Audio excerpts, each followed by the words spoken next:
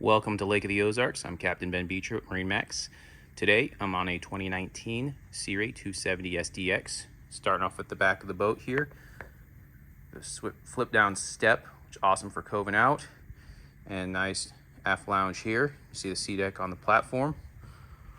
Walking into the cockpit here, have a nice big open cockpit, no wet bar, so there's plenty of seating for everybody. We have the infinity weave in here. See with the white sports tower, the navy top. Okay.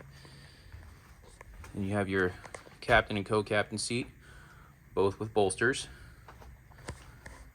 Here at the helm, you can see you got the upgraded stereo, glass dash, and this boat is equipped with windlass anchor and of course Mercury DTS.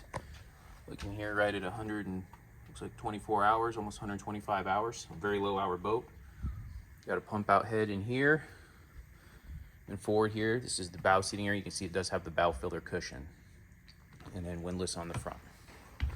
Once again, Captain Ben Beecher at MarineMax Lake of the Ozarks. Let me know if you're interested in our broker 2019 Sea Ray 270 SDX. Thanks. Have a great day.